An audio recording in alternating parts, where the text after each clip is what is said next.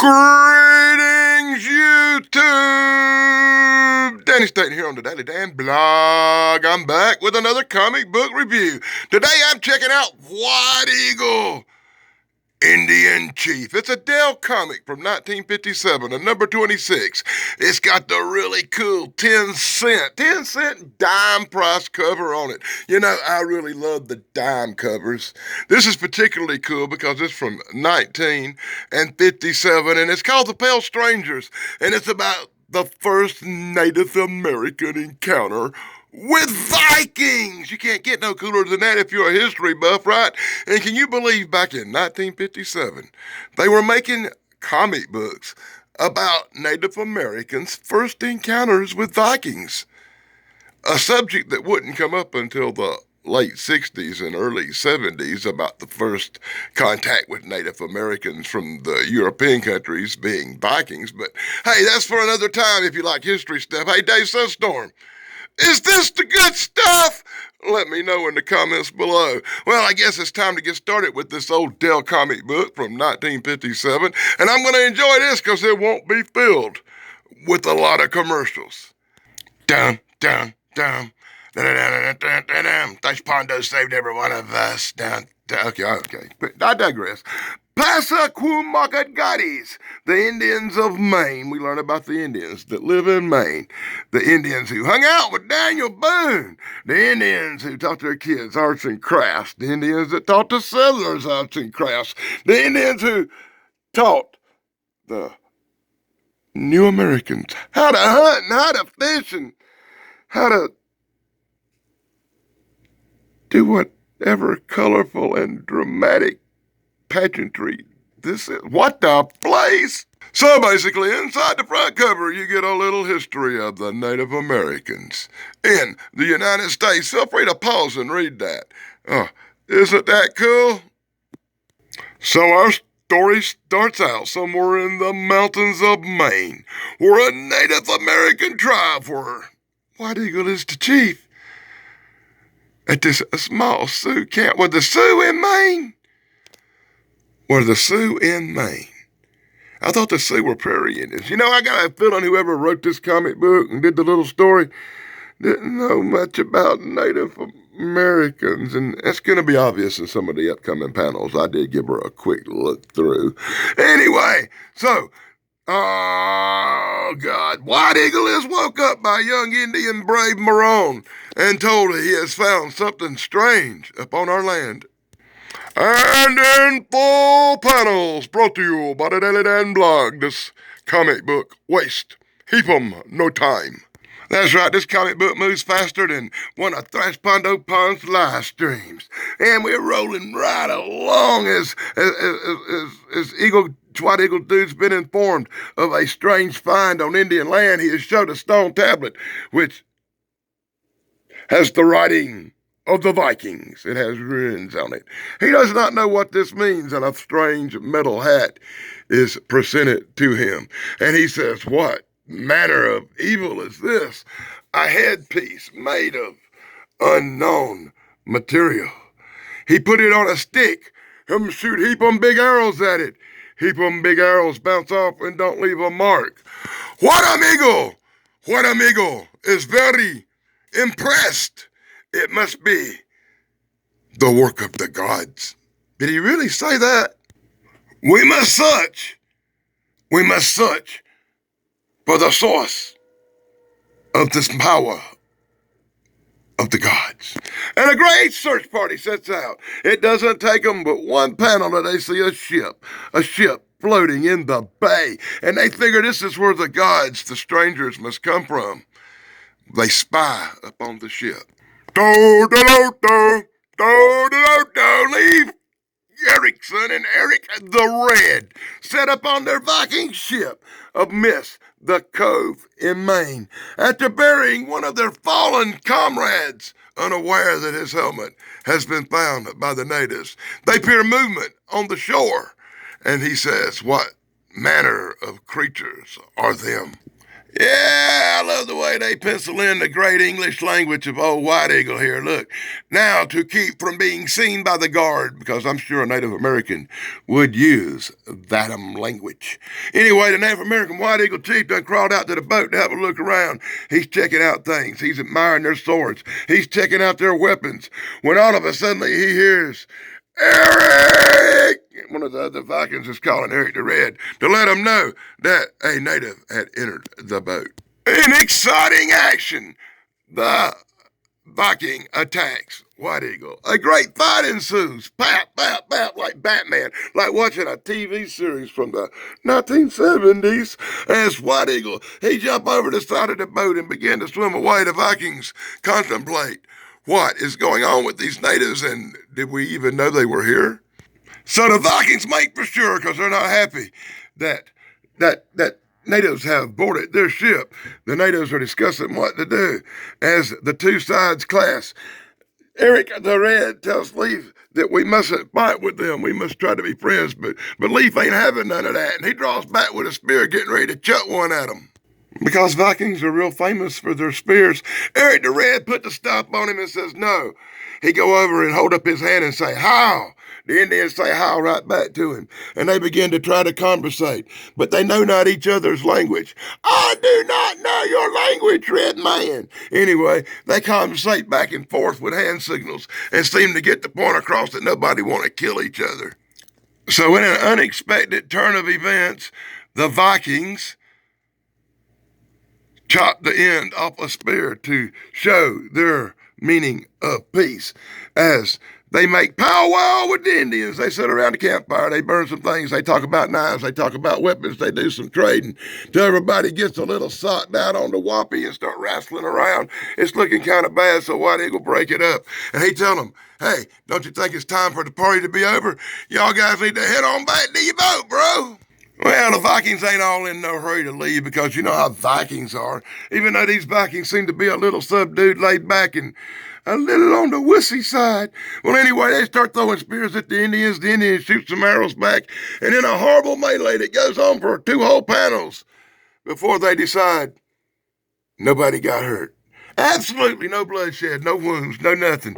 Because it's a comic book from 1957. Hey, does this thing got that code on it where nobody can get hurt? Well, anyway, the Indians go how, ho, he, and start my sign languaging off again. They decide the best way to break out some peace is to pull the Dr. Wu on them and break out the peace pipe. That's right. They're going to smoke up the natural herbs that groweth on the land. They're going to smoke up the peace pipe in honor to the great Dr. Wu. So in full stinky-ass panels, this comic book smells like it's from 1957. Woo! I love to smell an old comic book in the morning. So, in the great tradition of Cheech and Chong, that's right, they have a real powwow. They smoke it up. They smoke up the good stuff. They smoke up the herb of the land. They see spirits. They dance the dance. They are becoming buds. No, they're not. The Indians are getting all whacked out on space weed. Knock a Viking upside the head, cut the rope loose, and let the boat go a-floating down the river. These Indians, some of them can't be trusted. They do not like the Vikings. Other ones think they're gods. What's going on in this comic book? Will it ever end? Now, I kind of like this comic book, actually. As the Viking is upset, Eric the Red says, my boat will sail away into the storm and we will be trapped here forever. Eric, whatever will we do? It's at this point, White Eagle and Eric the Red hit the water. They showing off how fast they can swim. And in less than a 2-panel clip, they make it to the boat. They get to the rope. They set the sail. And they returned the boat back towards land. That's right. An Indian and a Viking had teamed up to be heroes and saved the boat. And after 2 battles where absolutely nobody got bloody, and the only thing that happened was one guy not knocked out. Let me point that out. There's a severe lack of violence in this comic book for the severe lack of violence for it to be about Native Americans in Maine and Sioux Indians in Maine. And how Sioux Indians got to Maine, we'll never know, because the Sioux Indians were Plains Indians from Kansas. I'm sorry, but wrong history in comic books drives me ape batty. It just really bothers me how these Sioux Indians, White Eagle and the Sioux, met Vikings in Maine when Sioux lived in Kansas and Colorado, whatever. Anyway, White Eagle and Redbeard, Eric the Viking, Dr. Wu, just smoked the peace pipe, became friends, saved the boat. Yippee-ki-yay. So in full panels, brought to you by the Daily Dan blog, we get the continuing story from 1957, number 26, White Eagle, Young Indian Chief. Does anybody else notice that White Eagle kind of looks like young Johnny Boots? Well, before the weight gain anyway. Oh, did I say that out loud? Anyway, White Eagle get to go for a ride on the boat with the Vikings. Leaf done slapped Eric the Red and said he does not like these Indians. He tries to put the chokehold on White Eagle, but that is quickly broke up by the other guys as the boat sails through the rocks of Maine, New York Harbor now, I guess, right? They put the capture on White Eagle. They had to tie that Indian up because they was afraid he would break bad. White Eagle ain't having none of that because he knows tricks. He escapes. White Eagle kind of like the escape artist of his time, if you've read any of the other comic books. But the Vikings are saying, whoa, you Sioux chief is free. And once again, he's a Sioux chief. And just like that, Indian chief jump over 'em. Boat again. Indian chief swim. Indian chief escape. Indian chief said, their own chief, help me escape. He called Eric the chief as Eric standing on the deck of his boat going, in the future I will be reincarnated. And I will come back as Robert T. Wood. I will be Dr. Wu. And I will still be smoking this peace pipe. Even in the future, I will be smoking this peace pipe. And one day, I'll be on the paranormal highway with my brother. I'm just kidding. I'm just messing around. All righty, here you go, guys. Anyway, Dr. Wu decides to smoke a big pipe, have a great big party. Eric the Red on the boat doing the same thing, and this tale of White Eagle meets the Vikings ends as White Eagle cut a Mendel spear and symbol that there will be no more war between the Vikings and the Sioux. The Sioux of... I'm going to look that up. I know the Sioux didn't live in New York. And then you get this, realizing that this come from an August 24th, 1912 edition of an old book. And it's actually a freaking reprint. I did not know that. You can pause it, Michael Marone. You can pause it and read it. Because I know that's what you do.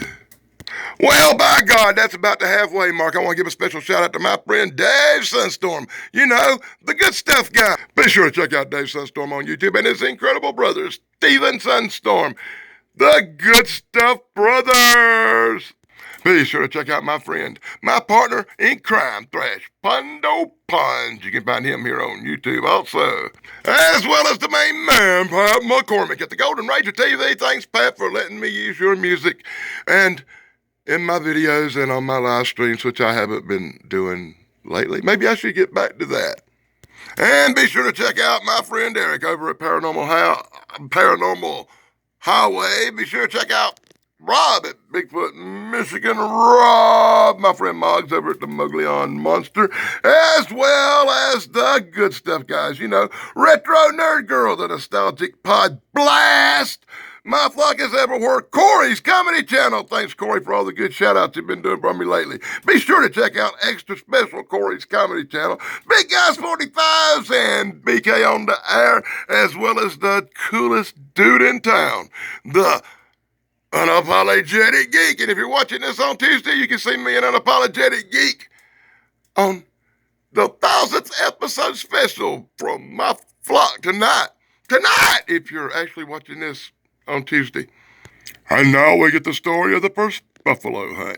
And if you are watching this on Tuesday, you'll probably be one of the only 2 or 3 that actually watches these videos. I'm doing this real slow so the goof Michael Marone can pause the buffalo hunt story and read every word, because that's what Michael Marone does. And I love the fact that he'll email me later a complete review of my review and criticize everything I done, every word I done, and my horrible camera work. Thank you, Michael Marone, you prick. Now we're gonna get the tale of Red Wing, the son of the chief.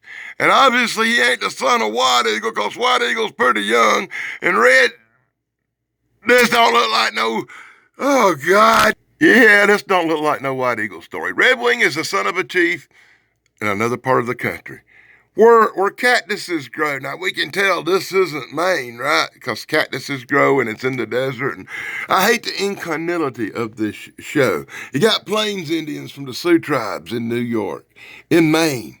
You got Red Wing here in the desert with cactuses, and they're in the same comic book. And they got the Sioux in New York, and I'm almost 100% sure there wasn't no Sioux hanging around New York and Maine. I'm going to look that up after this video, though. And I suggest you do too. And if you look it up and it's no Sioux in Maine, be sure to let me know in the comments. It'll save me a lot of trouble. Anyway, here we go. Red Wing, young Indian, son of the chief, is now on his 13th birthday.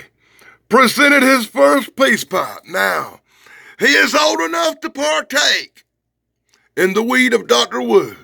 He is old enough to grow. He is old enough to have fun. He is old enough to party. So info panels brought to you by the Daddy Dan blog. We get the story of Red Wing and his stolen peace pipe. I don't know if this is aimed at kids. I don't know if it's aimed at adults. It has a severe lack of violence, and the stories are, to have Vikings in it, it's the least violent Viking comic or story I've ever read in my life. Well, anyway, these Indians live in a stone little, a wood-lined wall of stone huts. These Indians are, I do not have no clue what tribe they would be. They look like Anastasi. Oh my God. And the tribal art on the wall seems to be a little bit more Apache. Or is that a damn Wendigo? I don't even know. Let me know in the comments below. Do they have the head of a Wendigo on the wall? What tribe are these? This guy look like he's Greek. I don't even know. Him dressed like he from Greek Indian. Me, Greek Indian. I don't know. But anyway, I'm lost. So Goofus went around bragging. Goofus went around showing off his peace pipe to everybody. Goofus went to bed. When Goofus woke up in the morning, his peace pipe was gone, and he went around asking everybody, "You seen my pipe?" Papa Chief was all upset with him because he lost his peace pipe. God, what a horrible story. So in full panels, brought to you by the Daddy Dan blog, we get to see some really bad-dressed Greek-looking Indians. Greek Indians who can't keep up with their peace pipes because they got too stoned last night when they were 13. Greek Indians who get in a fight over the peace pipe, accusing each other of stealing their crap. And the only thing he finds is some dirty drawings of his girlfriend. That make him even madder. And he says, "Nah, I didn't steal the peace pipe, but I tried to steal your girlfriend. I make her a sash." Now he's all upset about it. He take the sash out and show it to the girlfriend and say, "Look, homie done made a sash wanting to marry your ass." Now, but the sash have a map on it, and they take the sash with the little Indian map, and they track it out through the desert, and they find a Pueblo stone structure because maybe it's the Pueblo Indians. I don't know which tribe this is. Well, anyway, they got a stash out in the woods. There's stolen pots. There's stolen bases. There's things that's been missing for years. Whoever stole the peace pipe have been stealing stuff from this tribe for hundreds of years. Yes, it's true. And in this great Pueblo stone castle, right down the road from where the tribe lives, that they've never seen or did not know about because they obviously are the stupidest Indians on the face of the earth, they have found a ladder that they must climb to get in. And inside there they find everything stolen from their tribe for hundreds of years, including his magical peace pipe. And just then, he breaks a vase. Because that's going to be the most exciting thing happening up in here. Nobody's around. Nobody's here. And he goes back and he tells the others, "Let's go and reclaim all their really cool stuff," keeping the mystery of who the thief was a secret forever because nobody knows. Let it go. It must have been the guys from the Teos tribe. Oh, God. And they made peace because they learned that the Teos tribe had not come and stole their stuff. It was the mysterious cave bandit. They smoked great peace pipes and everybody gets high, and oh my God, what a stupid story. Well, I like the first story pretty good. The second one kind of lost interest. And guess what? We got Sergeant Preston commercial. This is the only commercial for anything I've seen in this entire comic book. It kind of wears you out when you don't get a chance to take a break during a comic book review. And in the back, we hear about the Sassafras tribe. That's right, there's a sassafras tea tribe. They go through the woods. They dig up the sassafras. They make the Native American sassafras tea. And here's the story. And I'll even plan it out since it's the back cover. You can pause it. You can read it. And you too can go through the woods, dig you up some sassafras root, and make you some sassafras tea. And they didn't waste the back cover with some really cool Native American art. They got the Ostakalo 1804-1838, the story of a great Indian that you can pause and read that crap too if you want to. Hey, that fucker died in 1883. Oops. Oh, wow, here we go. Well, that's my look at the White Eagle Indian Chief. Number 26 from 1957, where White Eagle Indian meets the Vikings. I managed to get through it and only drop one F-bomb. I ought to get an award for that. I hope my friend Dave, Sunstorm, Thrash Pondo Puns, and Pat McCormick think that's the good stuff. Let me know in the comments below if you think that's the good stuff. And I'll be back with another comic book review, but it probably won't be a good one like this one next time. But I will. Till next time, blog over, dudes.